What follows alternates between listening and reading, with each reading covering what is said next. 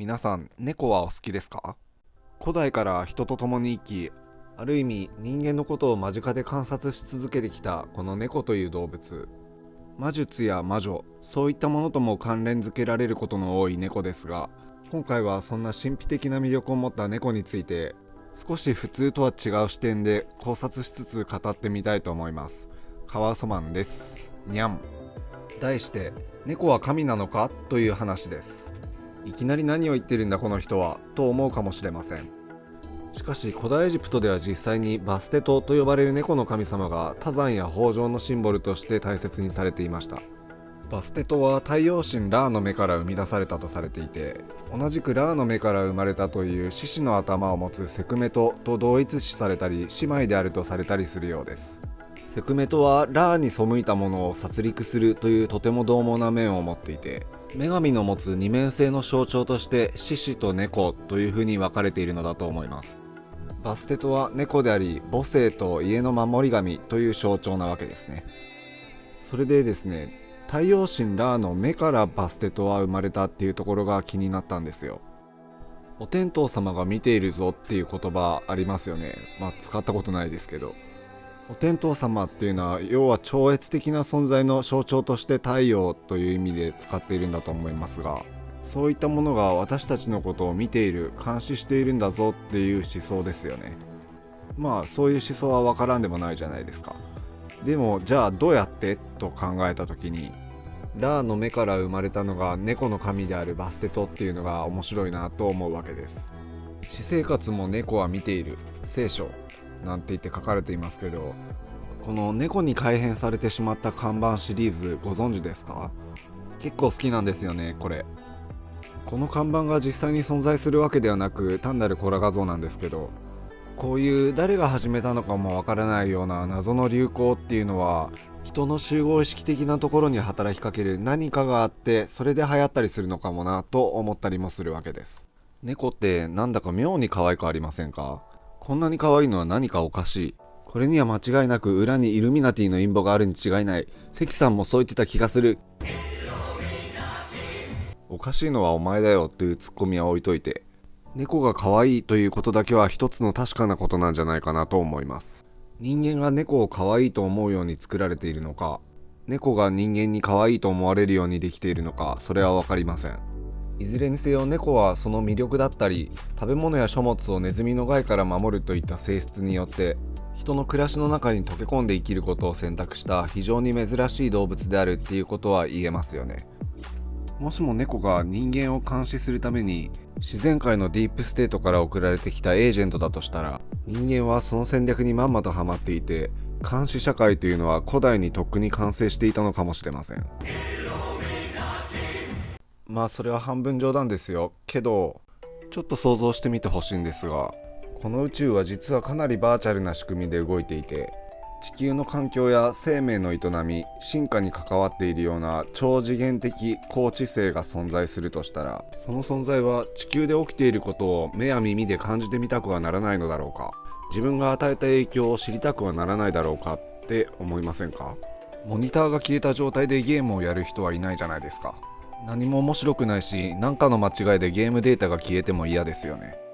でもじゃあどうやってチェックしようってなった時に、バイオセンサー的にこの世界のことを見続ける、感じ続ける存在がいてくれればいいわけですよ。それは特定の生物が担っているとかそういうわけではなく、地球の生物は全て地球の何かを感じながら生きているわけですから、全ての生物はこの地球での体験を味わって死んでいくバイオセンサーみたいな風に考えることもできるんじゃないかと思います。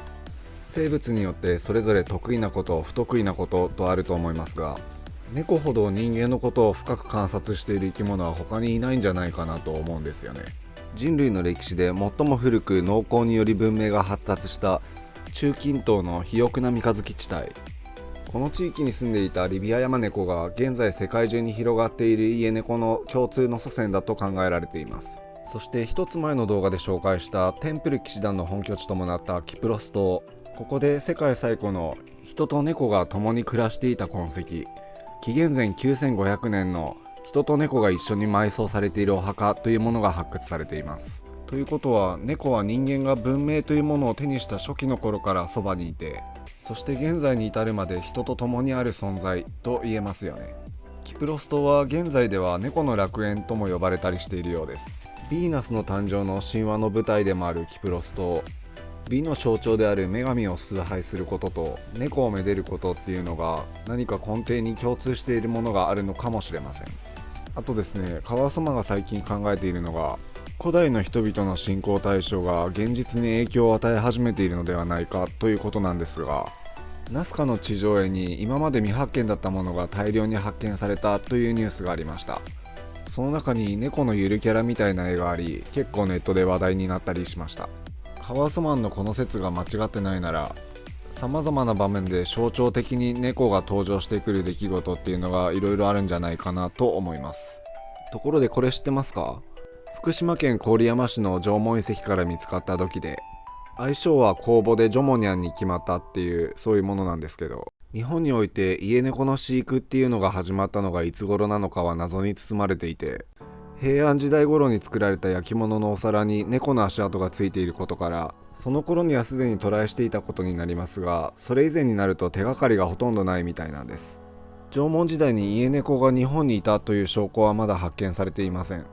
ではこの猫にしか見えないジョモニャンは一体何を模して作られたと思いますか？山猫っていう線もあるとは思うんですけど、私はこれは鬼なんじゃないかと思うんですよね。でも猫でもある。シルエットだと鬼と猫は同じなんですよね。縄文時代の人たちが持っていた精霊信仰的なものが象徴化されたのが土偶なのであれば、ジョモニャンも何か精霊的なものの形を模したものと考えてもいいかなと思うんですよ。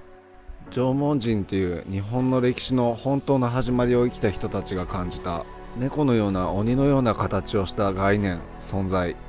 それが今も私たちに様々な形で働きかけている可能性もあるなと思ったりします。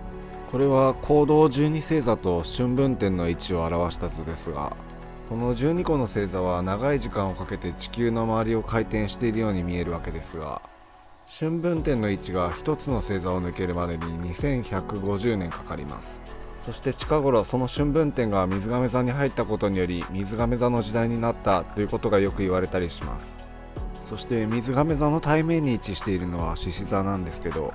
春分点が水亀座に入るということは秋分点が獅子座に入るということでもあって、つまり実は水亀座&獅子座の時代というのが正しいのかもしれません。それでですね、キプロス島で見つかっている世界最古の人と猫が共に暮らしていた形跡、それがおよそ11500年前なんですが、その頃から猫との共生が始まったと考えると、その時代の星座の配置は現在よりおよそ半周戻った形、つまり人が猫と共生し始め、文明というものが徐々に芽生え始めてきた時代も獅子座と水亀座の時代だったんじゃないかなというわけです。普通に考えれば、人に知恵がついたので文明ができ、文明が進み猫を飼い始めたという順番になると思いますが、でももしかしたらそうではなくて、獅子や猫、鬼のように象徴される高次元の何らかの概念が私たちに作用した結果、それが霊的な知性、創造性を獲得することにつながって、そして様々な形で文明が花開いていったという順番だったとしたら面白くないですか？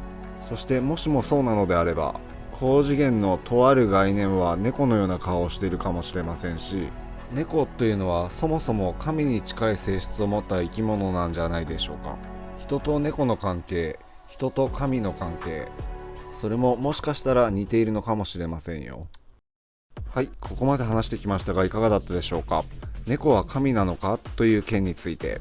もちろんこれはカワウソマンの一つの考えであって、腑に落ちないところもきっとあると思います。そもそも冒頭から猫嫌いなんですけどってずっと思ってる人もいるでしょう。犬派の方にも申し訳なかったです。カワウソマンは猫派なのであんまり犬についてやる予定はないですが、他に何かやってほしいというテーマがあればコメント欄に書いていただければ助かります。面白かったなと思ったらいいねのクリックとチャンネル登録もよろしくお願いいたします。それではまた次回もよろしくね。にゃん。